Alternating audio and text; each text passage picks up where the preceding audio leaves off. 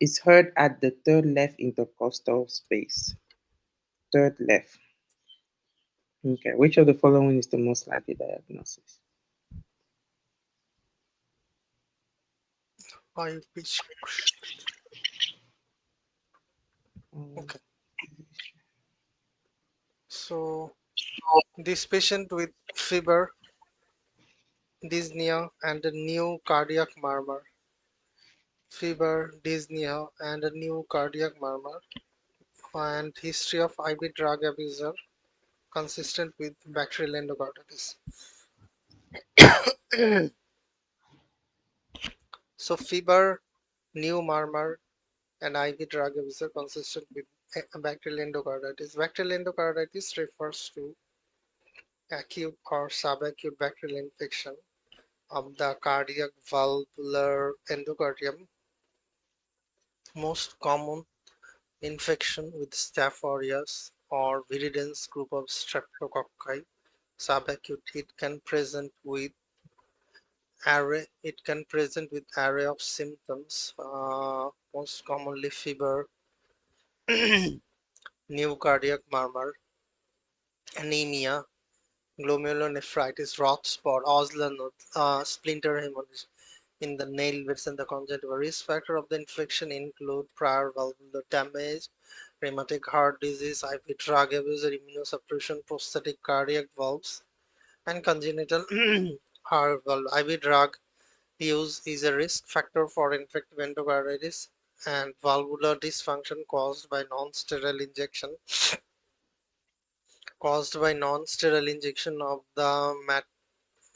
of the material into the venous system through left-sided infective endocarditis is generally more common.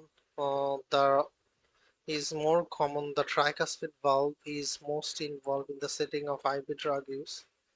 The patient has early diastolic crescendo murmur based heart at the third intercostal space, and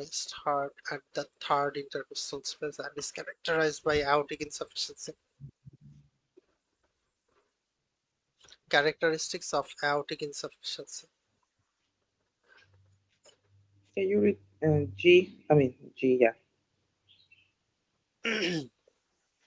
Pulmonary stenosis presents with a systolic murmur, best heard in the second intercostal region,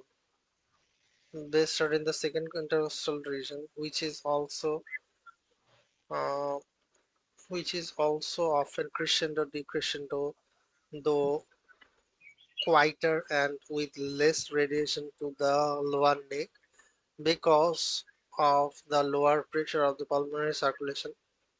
This is typically seen in the setting of TOF, tetralogy of Fallot. Okay. Next, meta-analysis is conducted of 5 randomized, blinded, placebo-controlled trials to assess the effectiveness of prophylactic antibiotics used prior to IUD insertion. The number of participants in each trial ranged from 22 to 58. What, real years old? I don't know. Anyway, trials V and W are use oral doxycycline. B and W trials Z, Y, and Z whatever X, Y, and Z use oral clindamycin. The outcome of all trials is the development of post-procedural infection. The results are shown in the graph. On the basis of the data, which of the following is the most accurate conclusion regarding prophylactic antibiotic use prior to IUD insertion? Okay, can you explain this? Oh, jeez. Okay, can you read the explanation first? Okay, okay, I'm reading the explanation. While randomized control trial form the gold standard medical research and generate more powerful evidence, than other forms of observational and descriptive studies, they remain susceptible to error. A common form of error, a common form of error or results from limitation in the number of the study participants, which in turn limits statistical power. The ability of the study to detect difference, to detect difference between groups if one exists. When the power of the study is increased, the incidence of the type 2 error decreases. A type 2 error, when a study shows no difference between the null and alternative hypothesis, when in fact a difference exists. The type 2 error rate is calculated by subtracting the form from 100. A meta-analysis is a form of study in which statistical analysis is performed to combine the results of multiple studies addressing the same question. Meta-analysis is useful for overcoming limitation. Meta-analysis is useful for overcoming limitation of the constituent studies within the meta-analysis. By pooling the results of multiple studies, meta-analysis reduce the risk of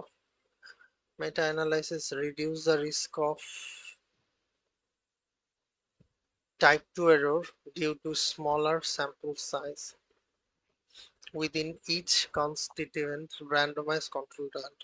However, meta-analyses are susceptible to their own errors, primarily related to inclusion criteria, statistical method, and the error of consequent studies. The meta-analysis is this example provides a forest plot, which is commonly used method of summarizing the results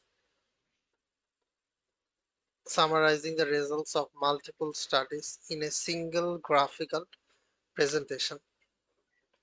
The diamond shaped the diamond shape in the diagram represent measures of the effect observed in individual study bounded by the confidence interval represented as a horizontal line. The vertical line in the center of the plot represents the line of the effect. When the confidence interval crosses or includes the line of the effect, it implies that the observed result was not statistically significant and may include the null value.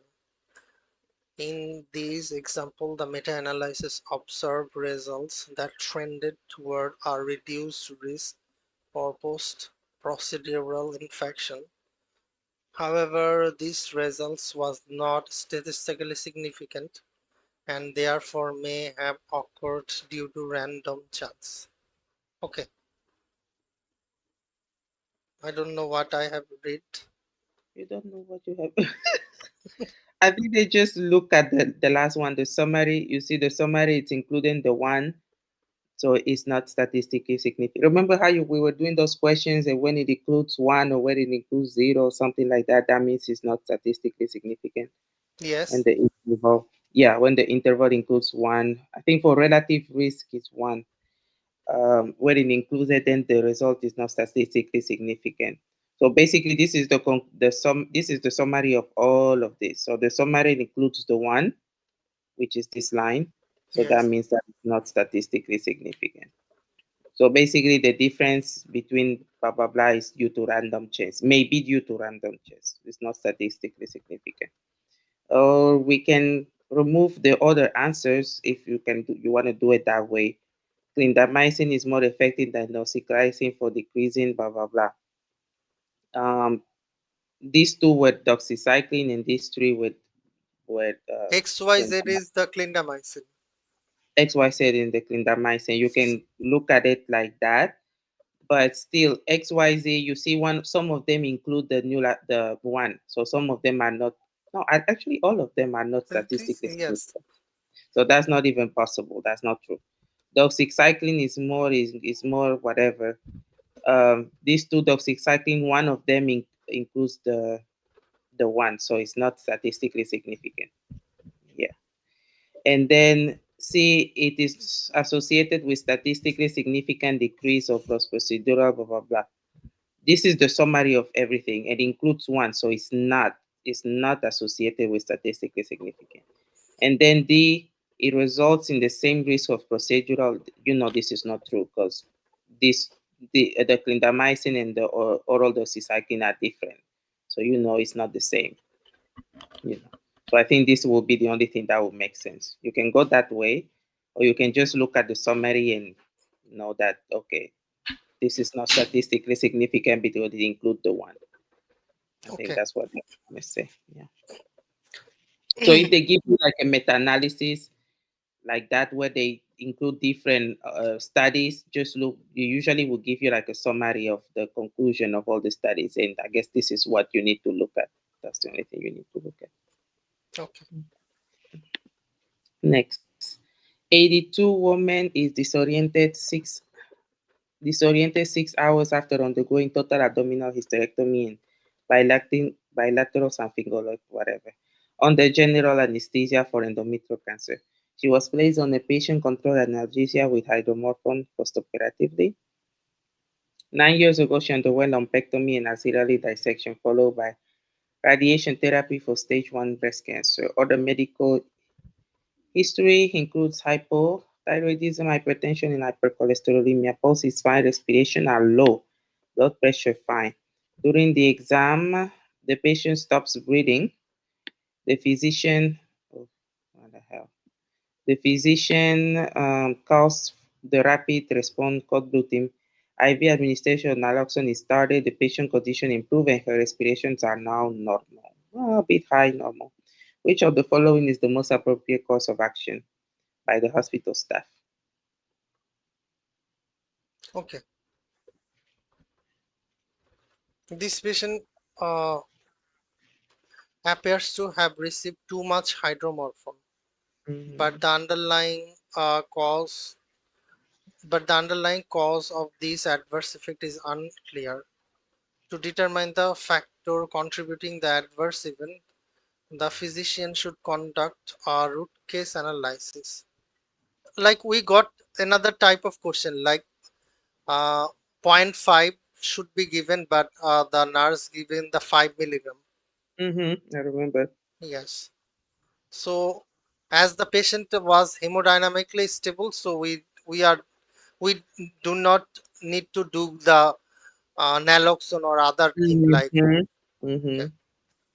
Okay. Now in this question we are finding the cause why it Mhm. happened. Mhm. The physician should conduct a root cause analysis of the event. Root cause analysis involves determining the core system level issue that leads to the chain reaction of the events that culminate in the adverse event.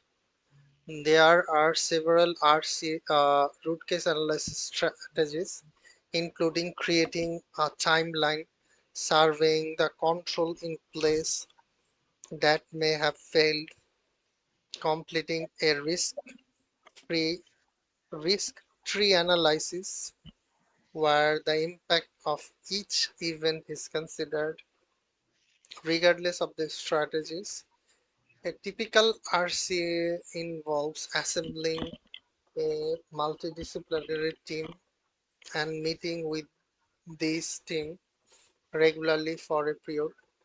This team works to define and analyze the problem to design a set of corrective action based on the analysis. Okay. Can you read C and D? Evaluate the nursing staff knowledge.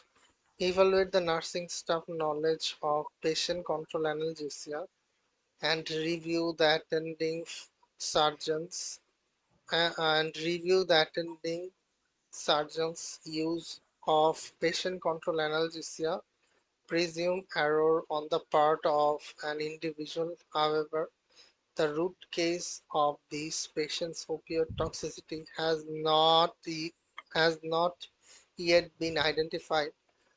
Per the principle of the root cause analysis, systems level causes lack of standardized opioid administration procedure are the root of most adverse events.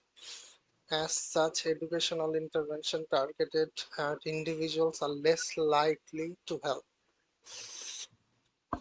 and require physician to receive the pain medication by patients during hospitalization presumes that a patient level factor abuse or opioid medication caused the adverse event. However, the root cause has not yet been identified. Per the principle of the RC, system level causes lack of standardized opioid administration procedure rather than individual level causes are the root of the most adverse event. Okay. Okay, next. 57 woman comes to the physician because of a 3-month history of non-productive cough and intermittent flushing of her face and neck. The flushing occurs 3 times a day and lasts 30 minutes. It is not associated with eating or drinking. 10 years ago, she underwent a cholecystectomy for cholelithiasis. She takes no medication. Her last menstrual period was 5 years ago. No smoking or drinking alcohol. Temperature is fine. Pulse is fine. Respiration fine. BP a bit low. Examination shows no abnormality. X-ray of the chest shows 3 centimeter mass in the left upper lobe. An increased serum concentration of which of the following substances is most likely to contribute to this patient symptoms?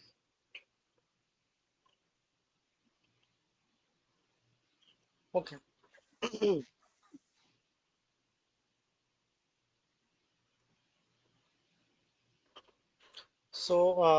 Carcinoid syndrome are benign, slow growing. Carcinoid syndrome are benign, slow growing neuroendocrine tumors that occurs in various parts of the body, most commonly in the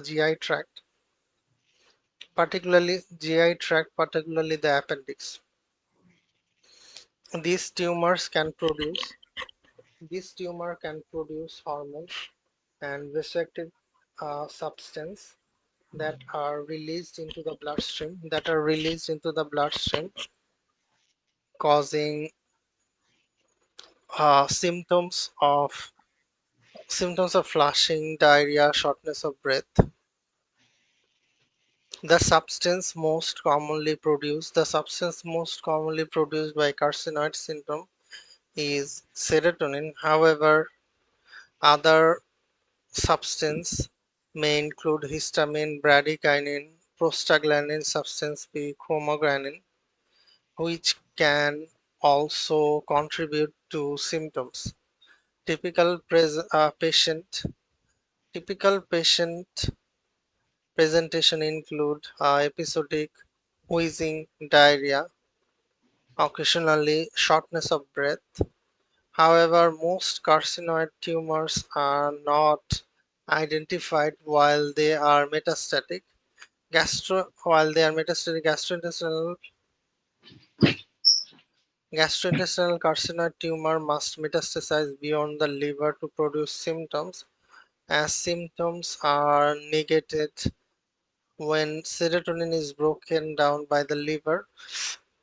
However, in this patient where the tumor is in the lung, either a primary tumor or potentially metastasis, symptoms are present. Diagnostic study typically include urinary 5-hydroxyindole acetic acid measurement, which are generally 5-hydroxyindole acetic acid uh, concentration measurement, which generally be increased. Treatment option depend on the location and the size of the tumor where it has metastasized. And the overall health of the patient. Typical option is surgery, radiation therapy, and chemotherapy. Can you read B and F? What is F? Yes. I don't know what is F. Cortisol and norepinephrine. Cortisol and norepinephrine causes the episodes of flushing. However, patient would also likely has increased blood pressure and pulse, which are not present. Cortisol may be increased in Cushing syndrome, which also presents with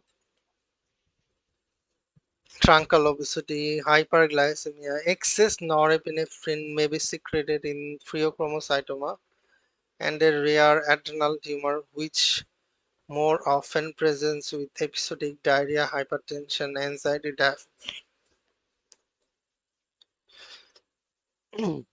BNF, parathyroid hormone and thyroid stimulating hormone, are not known to be secreted by carcinoid tumor, are not the reason for patients' flushing episode.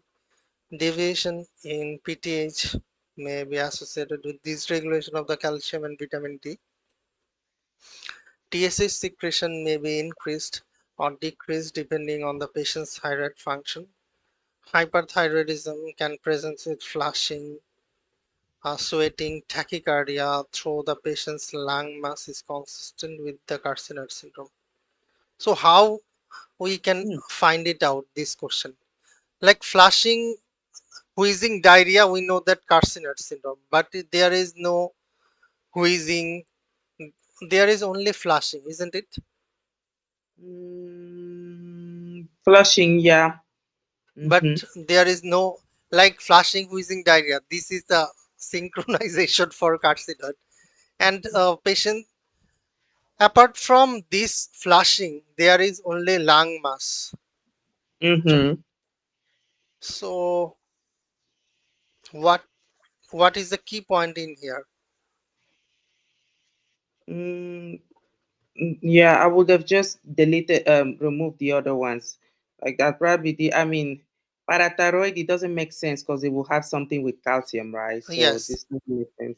And cortisol is what they say. Yeah, they can be flushing, but then you will have all the signs of hyperglycemia, like the and there may be hypertension also, yeah, you have the hypertension and the fat obesity and the hyperglycemia. You'll like see all whole the Cushing syndrome.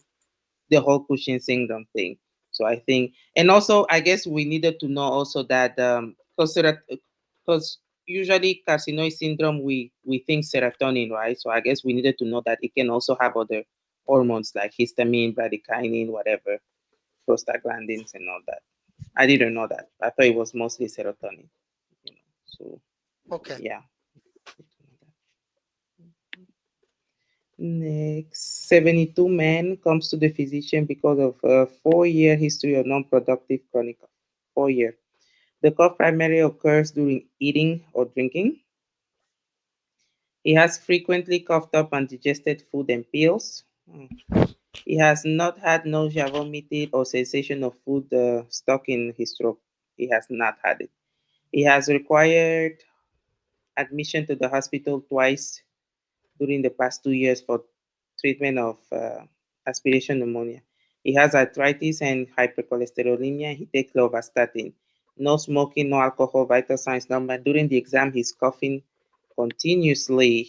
Exam shows no abnormality except for 2 out of 6 systolic murmur, which I think is normal. Which of the following is the most likely diagnosis?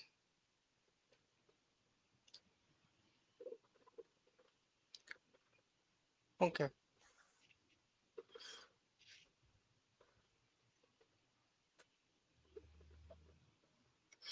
This is Jenker's diverticulum. A Jenker's diverticulum occurs because of uncoordinated swallowing mechanism, mechanism,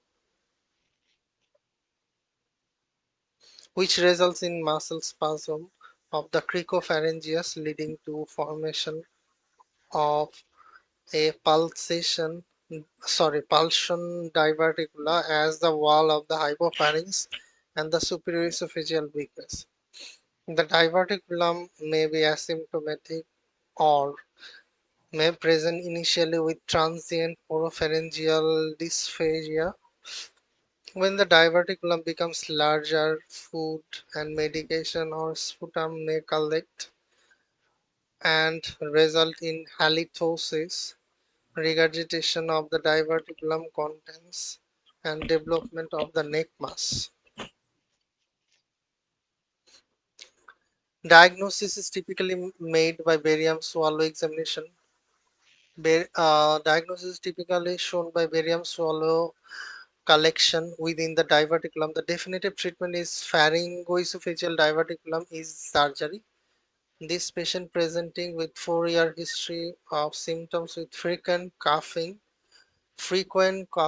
up of undigested food particles and pills, making pharyngoesophageal diverticulum most likely the diagnosis. Can you read C and E? Yes, lower esophageal ring, Schatzki's ring, is a circumferential band of tissue that partially occludes the esophageal lumen, will appear as thin ringed defect on a barium esophagogram. Particular patients typically present with intermittent dysphagia to solid. Regurgitation of undigested food is uncommon in case of lower esophageal ring, making pharyngoesophageal diverticulum most likely. And transfer dysphagia is also known as oropharyngeal dysphagia. Transfer dysphagia. First time I have heard. Okay, Yeah. is difficulty with the initiation of the swallowing. Presentation typically includes coughing, choking, drooling, and regurgitation during the act. Regurgitation during the act of swallowing. Because this patient is presenting with cough and this patient presenting with cough that frequently produce an undigested food, pharyngoesophageal diverticulum is most likely cause of this symptom. Okay. Okay, so the key here is regurgitation of Uh, undigested food. yes. And in halito, there is one thing Mhm. happens in Zenker's diverticulum. There is halitosis, bad breath, or Bad rat. breath. Yeah. Yes. Mhm. Next, 32 woman comes to the physician follow up examination to discuss the test result regarding HIV infection.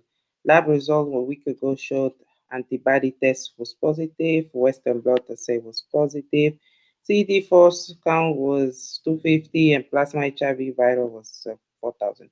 Patient feels well, is asymptomatic. She's sexually active in multiple partners. They use condom inconsistently. Vital signs normal. Exam shows scattered and large lymph nodes in the neck and groin area. Well, the most appropriate next step is prophylaxis again, which is a follow up. So how you find out it is strep? I don't. I feel like HIV, like HIV patient, the opportunistic infection, there is no strep, isn't okay. it? This one I found it out by listening to that guy. That guy. That's what is Uh, the name? divine. Divine.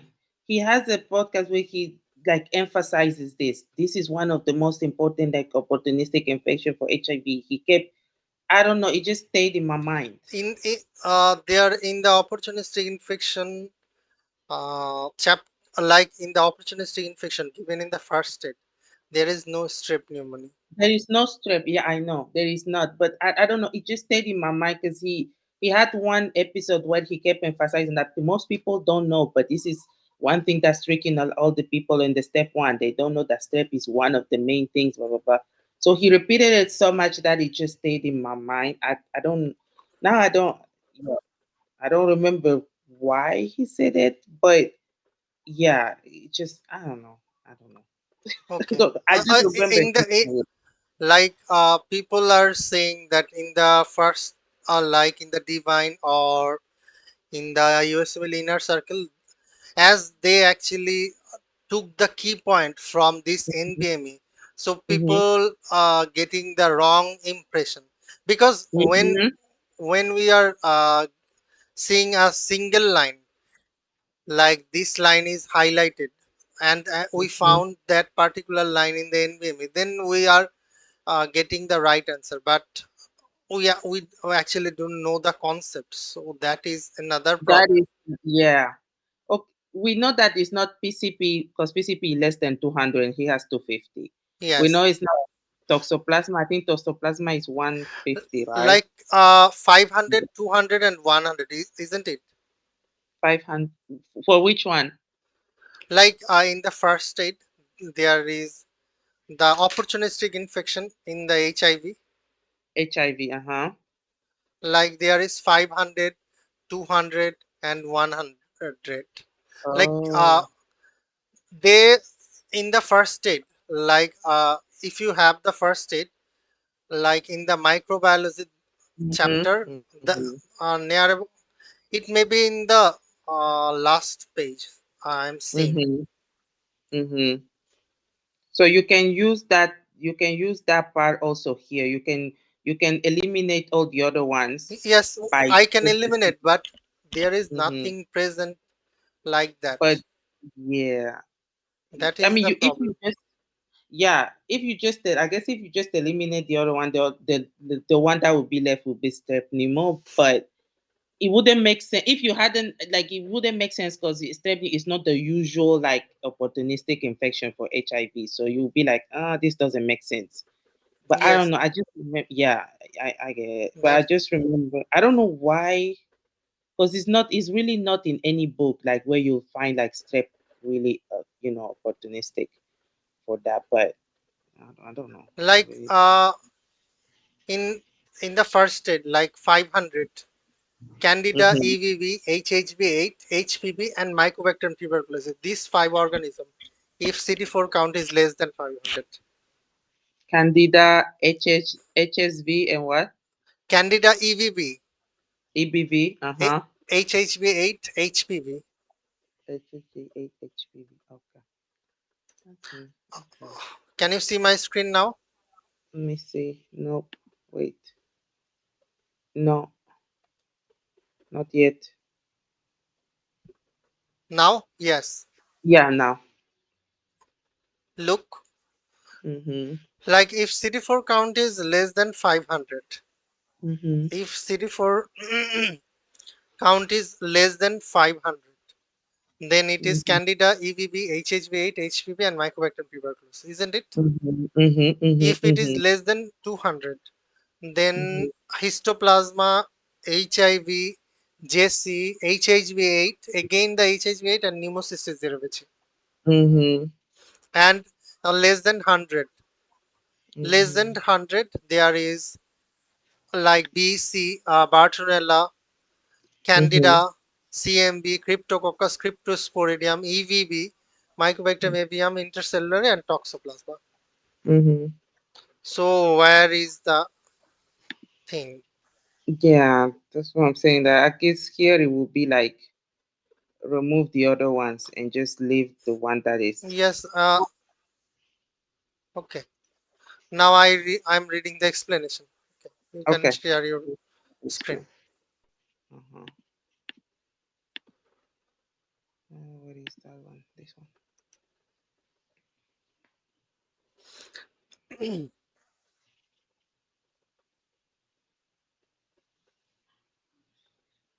Okay, patients with newly diagnosed HIV should receive prophylaxis against strep pneumoniae, both 23 and the 13 polyvalent vaccine. The 13 vaccine is typically given first, followed by PPSB 23. The physician should also recommend it yearly influenza vaccine, and hepatitis B surface antibody testing for this patient. Can you read the other answer choices? They are talking about, look, they are talking about the prophylaxis against the following organism. Mm-hmm. So that is the clue.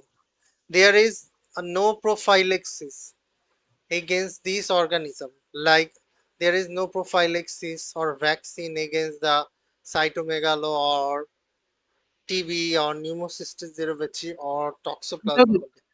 there is I thought prophylaxis for PCP and toxoplasma was TMPSMX. Yes, There there is. is prophylaxis. Yes, Yeah. yes, that makes sense actually. Yeah. Okay, cytomegalovirus TMB prophylaxis is rarely indicated in patients with HIV infection, even in AIDS, though it is a known opportunistic infection. Though it is a known opportunistic infection, CD4 count less than 50. A CMV prophylaxis is not indicated in patients with CD4 count less than CD4 count 250. Okay. Mm-hmm. Mycobacterium is a non-tuberculous gram-positive acid-fast bacilli that can cause severe disease in patients with AIDS. Symptoms may be non-specific with fever, night sweat, fatigue, and weight loss. And with focal lymphadenitis, the risk for infection is inversely related to CD4 count, and prophylaxis is azithromycin when CD4 count is less than 50. And pneumocystis cerevisiae is TMPSMX, okay, prophylaxis. Uh, and Toxoplasma gondii prophylaxis with TMPSMX is only indicated in patients with positive antibodies and CD4 count is less than 100. Okay. Yeah, so I guess you could have found the answer just by eliminating the other ones also. Yeah. Okay. 72 woman with hypertension comes to the office because of a 1 day history of episode of shaking of her arms and legs. She has no other history of serious illness. Her only medication is thiazide. Pulse is fine. Blood pressure fine. Physical exam shows rhythmic, rapid, coarse shaking of all extremities, which the patient is able to suppress when asked to do so by the physician. There is no cogwheel rigidity, bradykinesia, or mass fail. It's not Parkinson. Mental status exam shows a worried mood and constricted effect. She recalls 2 out of 3 objects after 5 minutes. Which of the following is the most likely clinical cause of this patient illness? Hmm.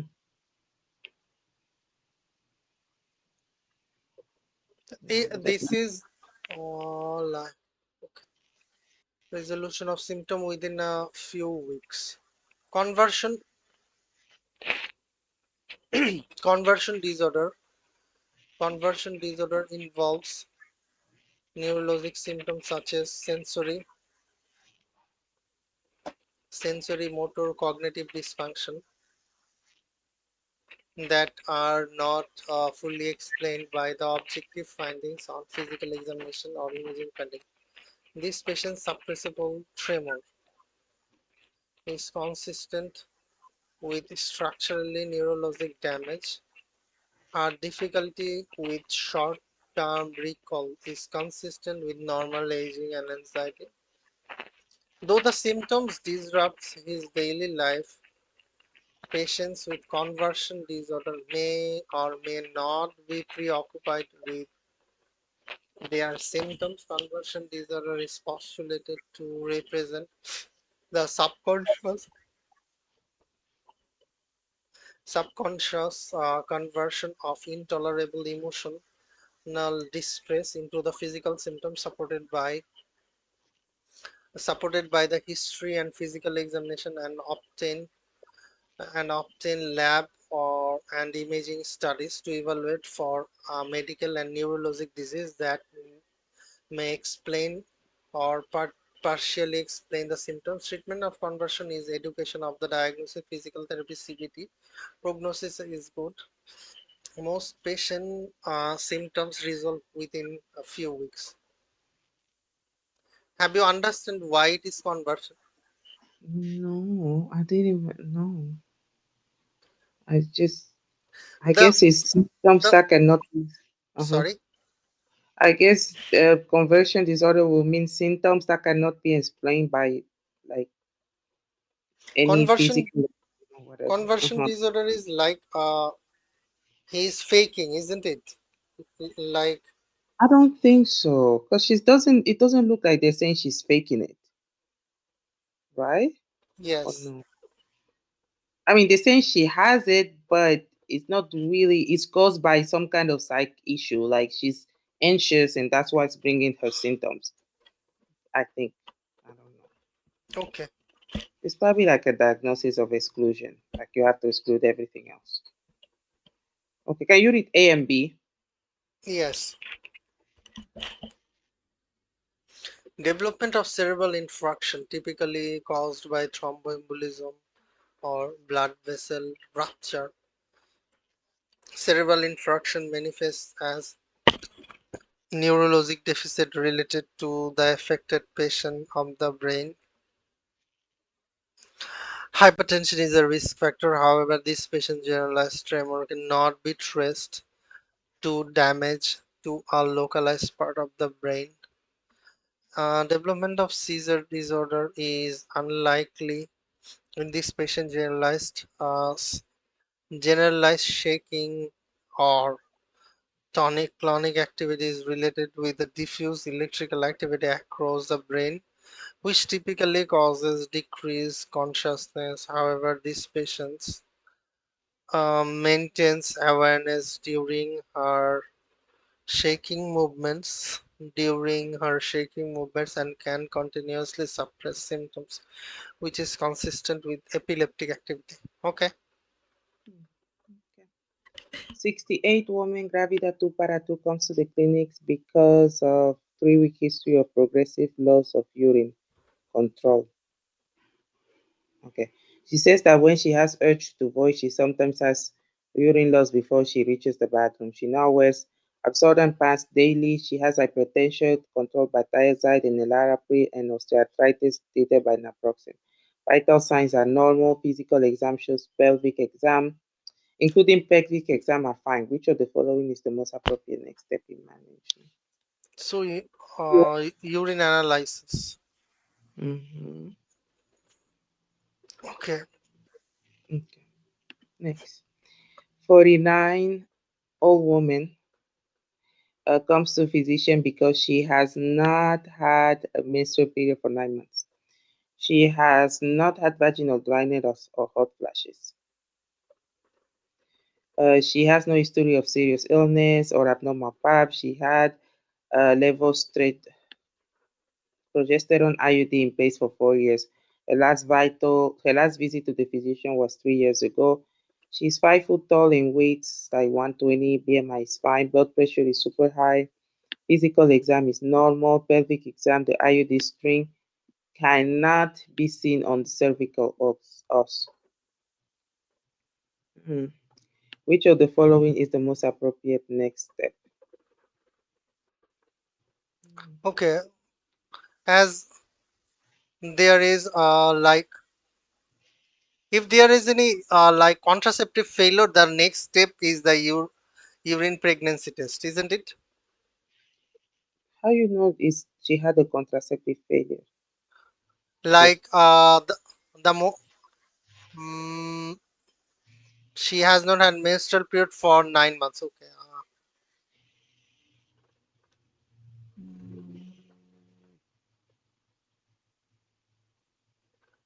Okay. On pelvic examination, the IOD string cannot be seen on the on the cervical os. So the IOD as the IOD string is not present, so looks like there may be a problem, there may be a displace, there may be a failure. So now the next thing, I think that urine pregnancy test. Okay, the most appropriate next step in the management of the patient presenting with amenorrhea and possibly displaced IOD, a urine pregnancy test. Amenorrhea may be caused by, okay, amenorrhea may be caused by pregnancy, menopause, or premature ovarian failure, abnormalities or immaturity of the hypothalamic pituitary ovarian axis, inadequate nutrition, chromosomal abnormalities, and thyroid disorder. The first step in the evaluation of a premenopausal or a perimenopausal patient who presents with amenorrhea is urine pregnancy test. The other consideration in the diagnosis of this patient's amenorrhea is the onset of menopause given her age. Menopause is characterized by lack of ovarian estrogen production, resulting in the manifestations such as vaginal atrophy. Okay. Sleep disturbance may also be present. However, pregnancy must be ruled out before making the clinical diagnosis of the menopause, and especially patients with unclear evidence or reliable conversation. Okay, I got wrong. Sorry, I was confused. It's okay. So, Well, mhm. so what is your conclusion in this aspect? What do you mean? Like, will you? How would I? How would we deal this question? Like, if there is any contraceptive failure, like this IUD is misplaced, Mm-hmm. but the patient is amneric Mm-hmm. because these IUDs placed, has not has menstrual period for the last 9 months. Mm-hmm. So first thing we need to do is to rule out the pregnancy first. Yeah. Then we can say that it is, even if the IUD is failed, the amenorrhea may be due to the what can I say, menopause. Menopause. Yeah. Yes. Okay, got it. 19 men who is college freshman comes to the student health center because of 2-year history of intermittent headache that have been occurring more frequently during the past 6 months and recently have caused him to miss several days of class. He says that the headaches affect either the left or right side of his head and began with the sparkling lights in his peripheral vision and sensitivity to light and sound. The headaches often are brought on by strong odors, hunger, alcohol consumption. The headaches are also associated with nausea. The patient says he often tries to sleep them off. The headaches previously occurred once every few months, but now he has many as 4 headaches monthly. uh, Acetaminophen has provided no relief. He has no history of serious illness, doesn't take medication, vital signs normal. Neurologic exam discloses no abnormality. Daily use of which of the following medication is most appropriate to recommend to prevent or decrease the frequency of these headaches? Okay, it's 19-year-old, looks like migraine headache, isn't it? Yeah. And prophylaxis is propanolol. If the patient is like asthmatic, what you will give? Hmm. Good If this question. patient is asthmatic, You cannot give propanolol. yes, you can Um, give primidone, and you can give other drugs like antidepressant, okay. that is tricyclic antidepressant. Primidone is one drug. It is not written here, it is written in the first aid. Like asthmatic patient cannot give in propanolol, you can give primidone, but like other anticonvulsant, topiramate and valproate can be given. Okay. Yeah. Okay. Read Mm, the sorry. explanation. Can you Okay. read the Yes, I can read the explanation. Migraine is common condition that presents with recurrent primary headache. Migraines are typically severe unilateral throbbing and are associated with nausea and vomiting and photophobia and phonophobia. The pain is usually located behind or adjacent to the eye. Some patients additionally experience an aura before or during the headache, which may present with visual or sensory symptoms such as transient vision loss followed by the perception of scintillating shapes or lines, and or paresthesia. Migraine triggers include stress, menstruation, weather changes, fasting, strong odors, and alcohol. Migraines are postulated to raise from deficient serotonin inhibition or descending pain pathways. Acute migraine treatment include triptan, serotonin 1B and 1D agonists, and or NSAIDs, anti-inflammatory drugs for patients with disabling or frequent migraine. Prophylactic treatment to reduce the frequency of the migraine headache is also recommended. These includes beta blocker, propranolol, metoprolol, antidepressant, TCA, and reuptake inhibitor and anticonvulsant, topiramate and valproate. Okay. Okay. And we stop here today. Yes, yes. Okay.